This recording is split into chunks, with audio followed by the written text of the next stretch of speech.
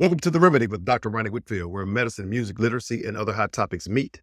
Today's episode hits different because what we're talking about is literally inside of you, not just metaphorically, not emotionally. I'm talking about plastic, tiny particles, microscopic fragments in your water, your gum, your bloodstream, and yes, maybe even your heart. Let's get into it. Now, I'm not here to scare you. I'm here to wake you up because microplastics are no longer just an environmental crisis. They're a human health concern.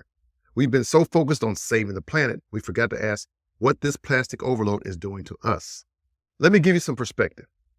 Plastic production has quadrupled in the last 30 years. Right now, we're making 380 million metric tons of plastic every year. That's the weight of every single human on Earth, multiplied by 48, and a lot of it never leaves. I've been deep in a powerful book lately called A Poison Like No Other by Matt Simon. This title alone says it all. These particles aren't just pollutants, they're infiltrators. They're in the air we breathe, the food we eat, and the water we trust. And most of us have no idea how much damage they're quietly doing. Let me bring it closer to home. You're chewing sugar-free gum at the gym, hydrating with bottled water after your workout. You think you're doing something good. But what if I told you that stick of gum may contain synthetic rubber, the same stuff used in tires, and the water bottle you're sipping from may be leaching microplastics that are now detectable in your blood, your lungs, and even your heart tissue? Let's talk about that. You're drinking more water to stay healthy. Meanwhile, you're water dosing with plastic. That's not hydration, that's contamination. Recent studies have found microplastic particles embedded in the arteries of patients with heart disease. Another study found microplastics in human breast milk and placental tissue. Think about that. The very first environment a baby ever knows may already be polluted before they take their first breath. Chewing gum is another hidden culprit. Most commercial brands, yes, the ones we grew up with, use something called polyvinyl acetate, a plastic-based polymer that never breaks down. You're not just freshening your breath, you're masticating microplastic and swallowing some of it. And bottled water, that innocent-looking bottle in your cup holder might be worse than your tap. A 2018 study by Orb Media found that over 90% of bottled water brands contain microplastic contamination. Brands like Aquafina, Dasani, Nestle Pure Life, and even Fiji, they were all flagged. You're not drinking from a spring, you're sipping from a plastic cocktail of polymers and profit margins. Some of the worst offenders? Again, Nestle Pure Life, Dasani, Aquafina, Crystal Geyser, Poland Spring, Niagara. Even luxury brands like Smart Water and Evian aren't exempt. And let's be clear, this isn't just a matter of trace particles. Some of these bottles contain twice the microplastic levels of tap water. And no disrespect to my coaches and parents, weekend warriors who keep cases of water rolling around in the trunk of your car for months, that heat, it accelerates plastic breakdown.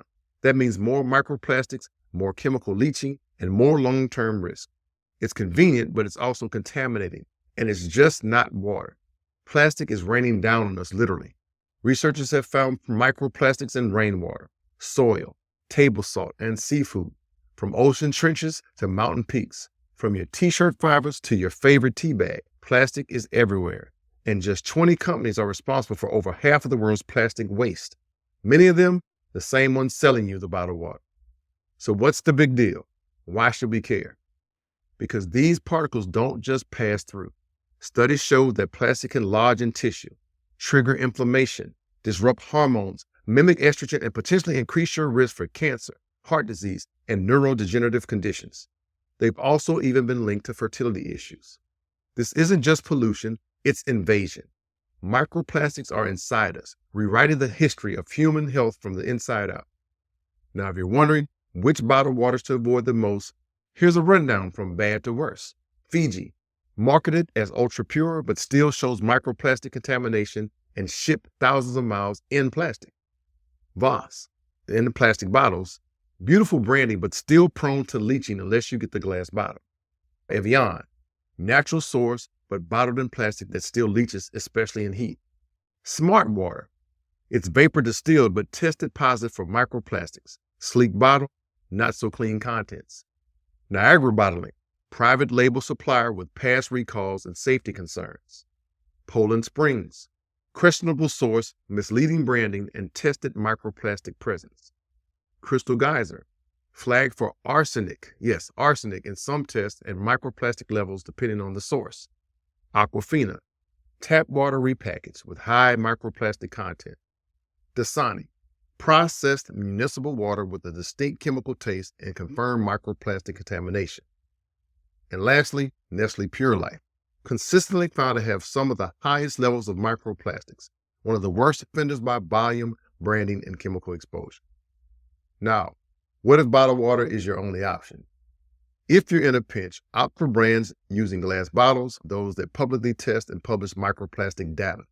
A few that are slightly better are Mountain Valley Spring Water, glass bottle option from a natural source in Arkansas, Just Water, paper-based carton with a plant-based cap, better for planet, lower plastic exposure, and boxed water is better, carton-based and less likely to leach plastic through, though still not perfect.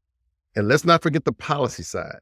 Countries around the world are banning microbeds, taxing plastic bags, and investing in advanced filtration to stop microplastic before they hit our water supply. Meanwhile, here at home, most of us are still trusting our health to a brand label. You can't manage what you don't measure, and right now we're swallowing plastic in the dark.